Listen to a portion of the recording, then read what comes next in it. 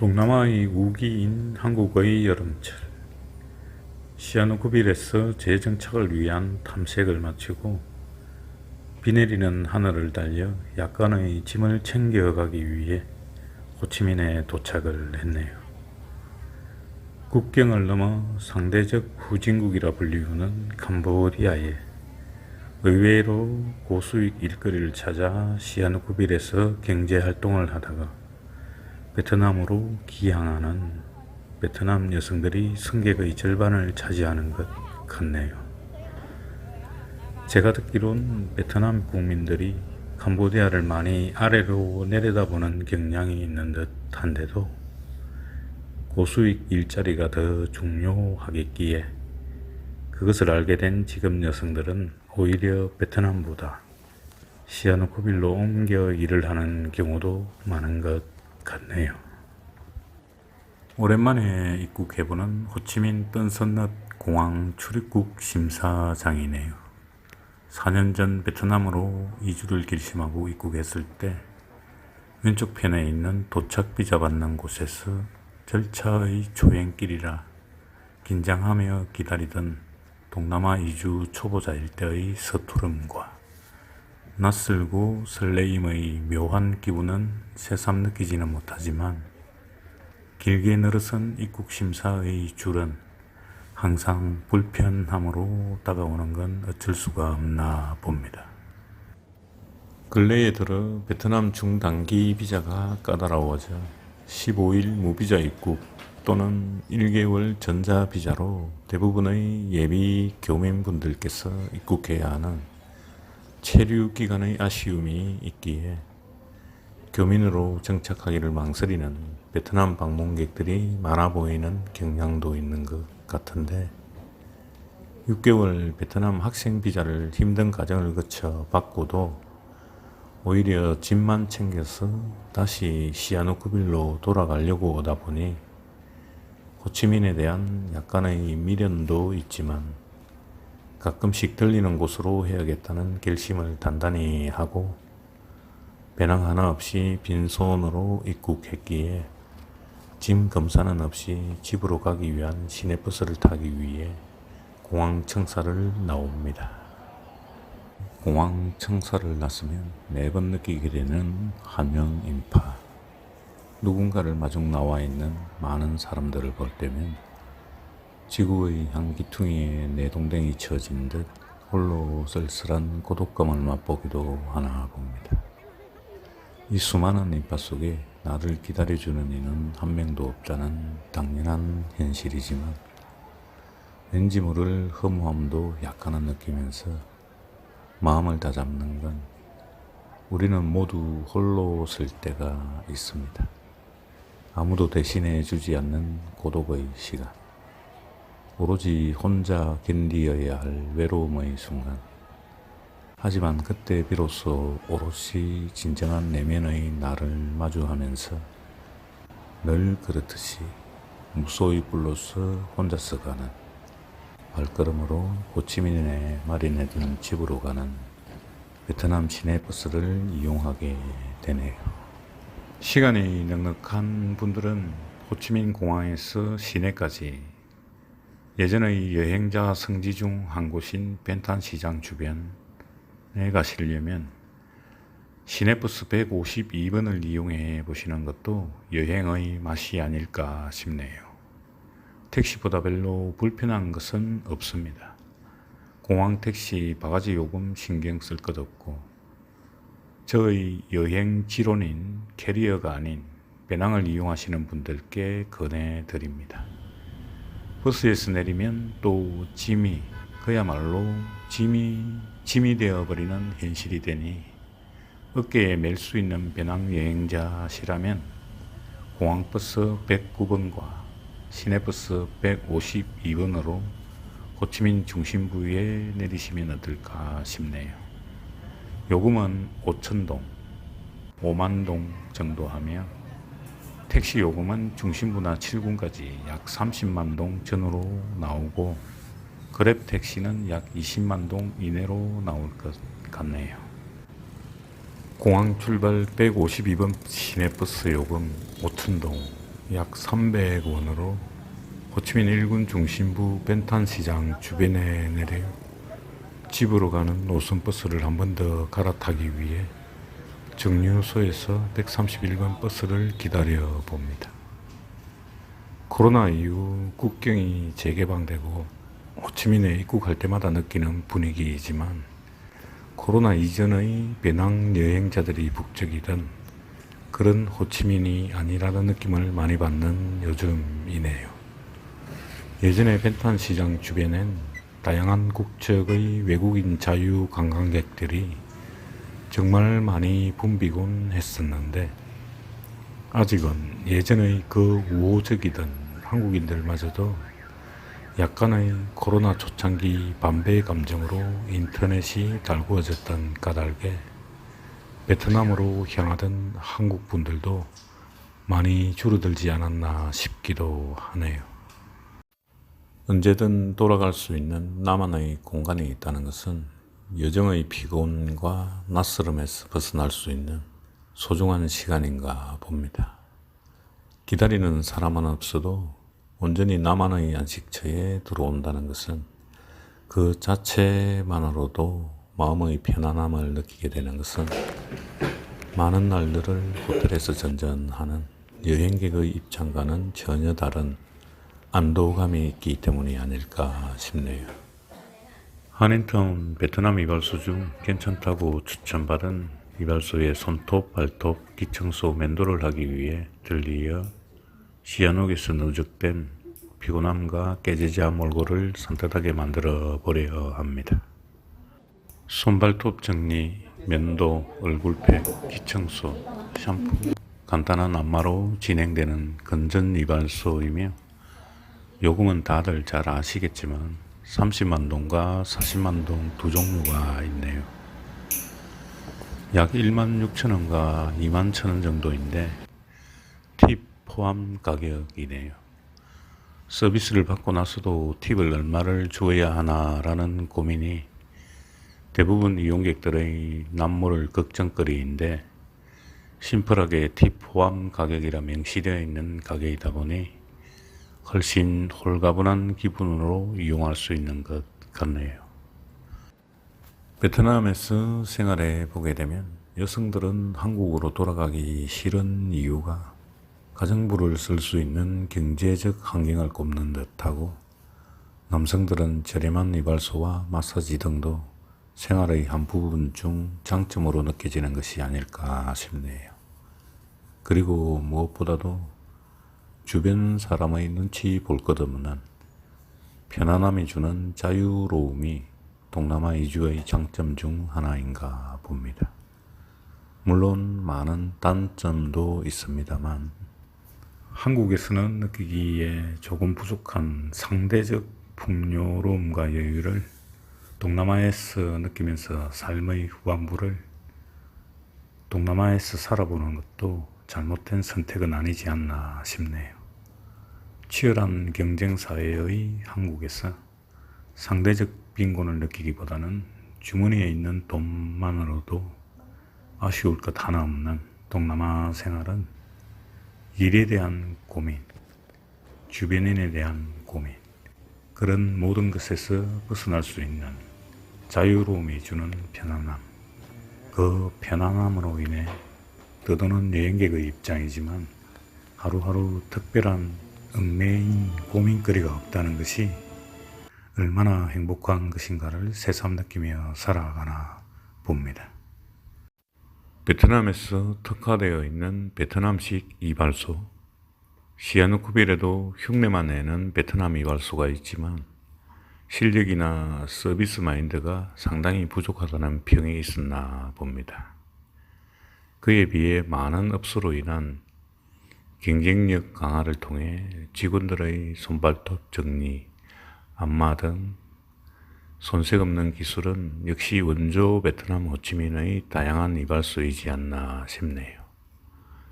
아마도 호치민 이발소의 실력과 시스템을 그대로 시아누쿠빌에 옮겨올 수 있는 능력이 있다면 대박이 나지 않을까 싶은 생각도 해보게 되지만 인력으로 하는 일이기에 그 또한 실행 가능성은 쉽지가 않을 거라는 점도 있을 것 같기에 아쉬움으로 남겨둡니다. 짬뽕은 그런 거고 흙 쪽에 짬뽕도 있네. 흙 쪽에 짬뽕은 안 먹어. 사실 짬뽕.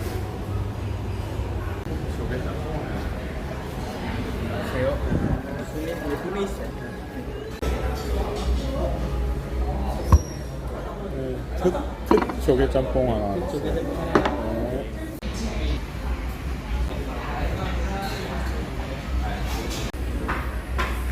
양이 많네. 푸짐한 짬뽕을 보니까 미소가 절로 나네요. 매일 무엇을 먹느냐에 따라서 그 사람의 건강과 생명력이 좌우되지 않을까 싶네요. 너무도 당연한 말이지만 늘 소홀히 여기고 살아가는 우리들이지 않나 싶은 생각을 해보면서 우리가 하루 3차례 먹는 끼니는 간념이 아니라 우리의 삶, 곧 생명과 필수적으로 연결될 것이라는 점에 있어 남아있는 삶의 날들, 이제부터라도 끼니의 종류와 질에 대한 고민을 많이 하면서 살아야 하지 않겠나 싶네요. 남이 만든 음식, 남이 쓴 글을 통해 내가 성장하고 내가 익어가는 것이 아닐련지요. 그러나 더 깊은 성장의 통로는 내 손에 있겠지요. 내가 내 손으로 만든 음식, 내가 내 손으로 쓰는 글을 통해 사람은 자기 내면의 깊은 바다를 경험할 수 있는 것이 아닌가 하네요. 그리하여 더 아름답게 익어가는 게 나이 들어가는 우리들 삶이 아닐까요? 음식을 만드는 과정에서 생활을 사랑하게 되고 현실을 긍정하는 심성이 인격 안에 자리 잡게 된다고 어딘가에서 주워 들은 적이 있나 봅니다. 재료를 다듬고 섞고 불의 온도를 맞추고 익기를 기다리는 동안 인간도 함께 익어가는 것이라지요.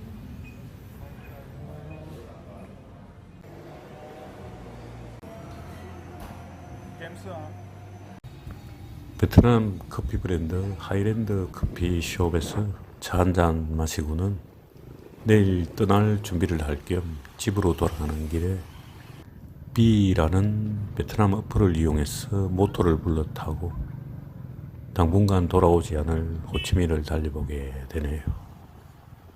호치민 시민들은 이제 우리가 예전에 판단해오던 동남아인의 순수함이라든가 외국인에 대한 환대, 환영, 이러한 분위기에는 너무도 익숙해져 버린 탓인지 너 외국인, 난 베트남인, 그 정도의 느낌을 받게 되는가 봅니다. 무언가 4년 전만 해도 그래도 좀 낙후되어 있다는 느낌도 있었지만 이제 호치민 시민들도 제법 세련되어 버렸다는 그런 표현으로 저희 느낌을 전달하면 이해하실지 어떨지 모르겠네요. 호치민 집에서 하루를 지내고 아침 일찍 다시 캄보디아로 가기 위해 준비를 합니다. 가는 교통편을 시아누쿠빌까지 그냥 비행기로 가야겠다 싶어 생각해보니 그러려면 배낭 3개에 그냥 쑤셔 넣은 짐들을 다시 공항 검색 통과를 위해 액체는 분류해야 하는 일들이 귀찮아 호치민에서 프놈펜까지 국경버스를 타고 가서 프놈펜에서 시아누쿠빌까지 택시를 타고 돌아가려는 계획으로 국경버스 출발 회사까지 그랩 택시를 이용해서 가고 있습니다. Rẽ phải tại đường Tôn Thất Tùng, sau đó rẽ trái vào hẻm 283 Phạm Ngũ Lão.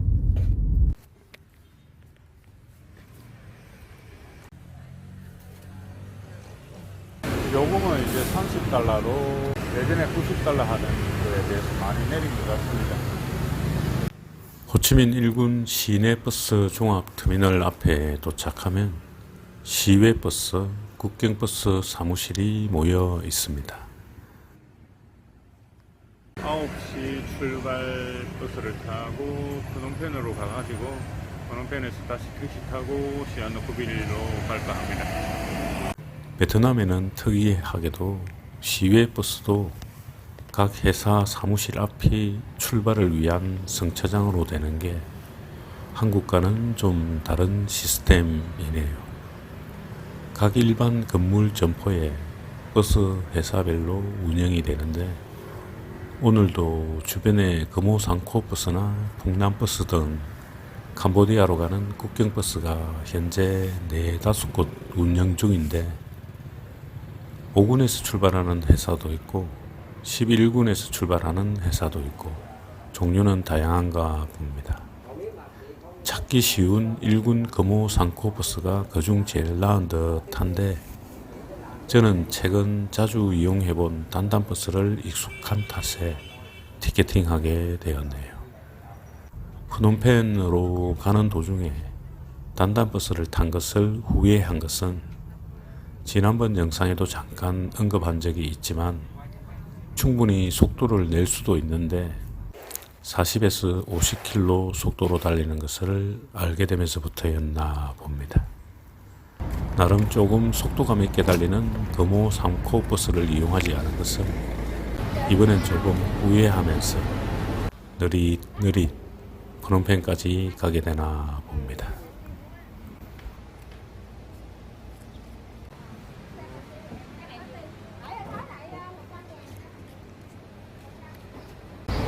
사만동이네.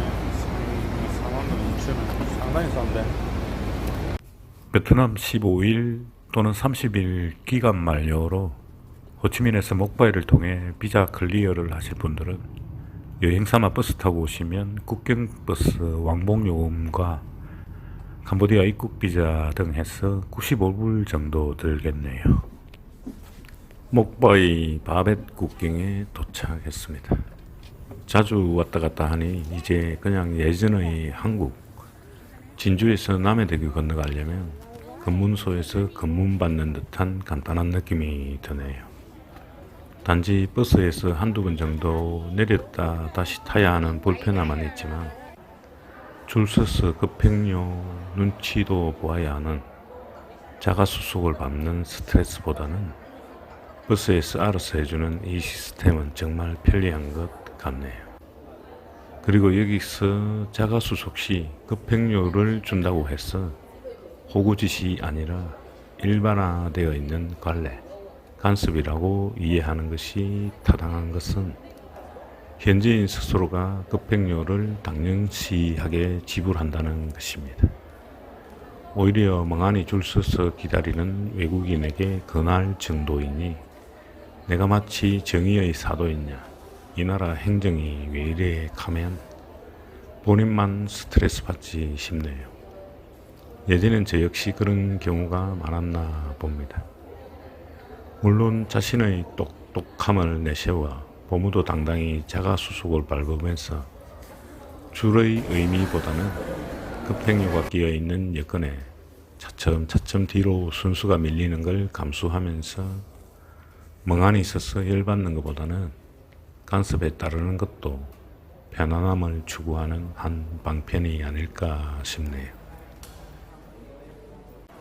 국경에서 버스를 타고 내리고 2번 정도 하다 보면 베트남에서 캄보디아 바벳으로 입국을 하게 되네요. 바벳의 휴게소에서 단단버스는 또 좀 쉬면서 약 2-30분간 식사를 할 수 있는 시간이 있네요. 목바이 바벳 국경에서 수속 밟고 1시 반에 세우 바벳 휴게소 식당에 도착했습니다. 목바이 바벳 수속해 오는 데가 4시간 걸렸어요. 이제 바벳에서 점심밥 한 끼 먹고 프놈펜으로 가야 되는데 한 3-4시간 더 가야 될 것 같습니다. 좋습니다.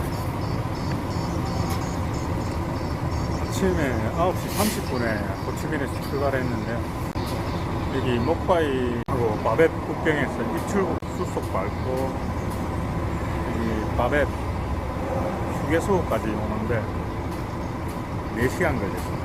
지금 1시 30분입니다.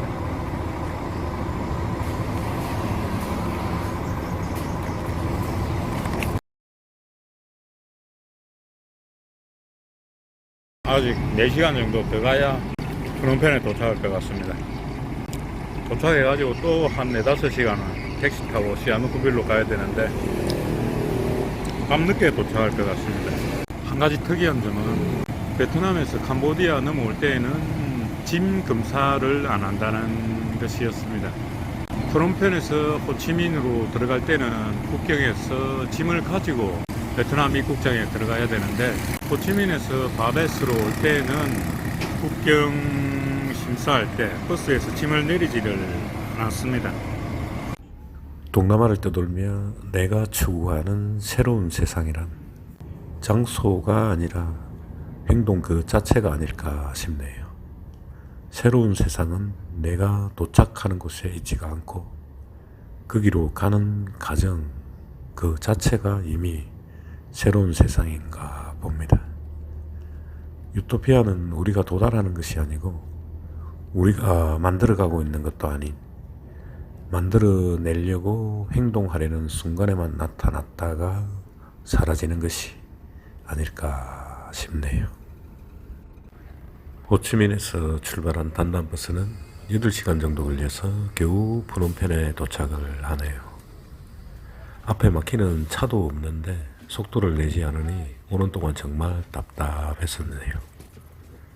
프놈펜에 내리기 한 2시간 전에 캄보디아인이 제일 많이 하려고 한다는 메신저 페이스북을 통해 프놈펜에서 시아누쿠빌까지 가는 택시를 버스 안에서 앱 메신저로 미리 예약을 해두었고 보통 60불이면 개인 택시를 이용해서 갈 수 있는데 내가 원하는 지점 단단버스 사무실로 몇 시까지 와서 기다리고 있으라고 하고 70불에 시아누쿠빌로 가는 개인 택시를 이용하여 이번 여정의 목적지인 캄보디아 시아누쿠빌로 밤길을 달려가게 되네요.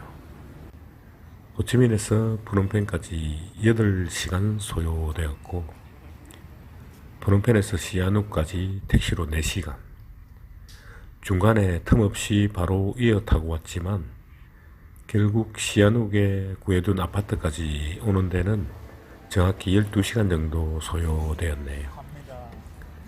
몇 달이 될지 모르지만 이제 시아누쿠빌에서 경제활동을 추구해 보려고 합니다. 모든 것이 쉽지는 않겠지만 추상적인 그 무엇들을 조금씩 현실화시켜가는 날들을 만들어 가고자 합니다. 리스크 테이킹, 우리말로 위험 감행이라 번역할 수 있겠지요. 위험이 있다는 것을 알면서도 기꺼이 행동으로 나서는 것을 뜻하는 것입니다.